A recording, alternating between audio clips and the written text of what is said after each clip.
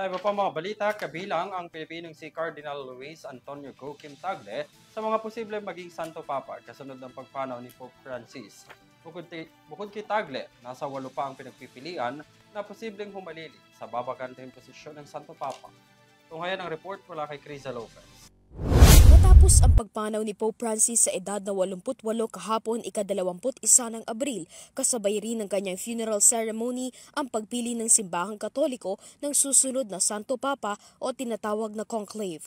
Ang pagsasagawa ng conclave ay para sa pagpili ng susunod na Santo Papa ay krusyal para sa simbahang Katoliko dahil ito ang nagtatakda ng magiging direksyon ng simbahan. Ayon sa Reuters, tinatawag na papabili ang mga pinagpipili ang hahalili bilang Santo Papa ng Katoliko. Si Yam ang papabili na pinagpipilian para maging Santo Papa. Isa na rito ang Pilipinong Cardinal na si Cardinal Luis Antonio Joaquim Tagle, 67 taong gulang.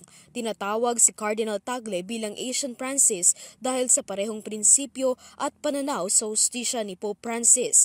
Kung sakaling si Cardinal Tagle ang mapili ng pribadong seremonya sa conclave, siya ang kauna-unahang Santo Papa sa Asya.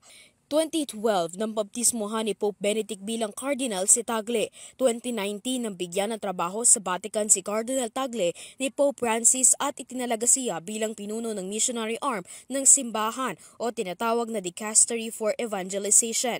Samantala, bukod kay Tagle, 8 papabili ang posibleng humalili sa yumaong Pope na mula sa iba't ibang bansa.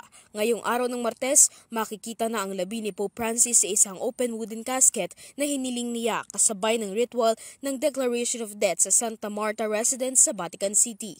Para sa EuroTV News, Criza Lopez, sumasaludo sa bawat Pilipino.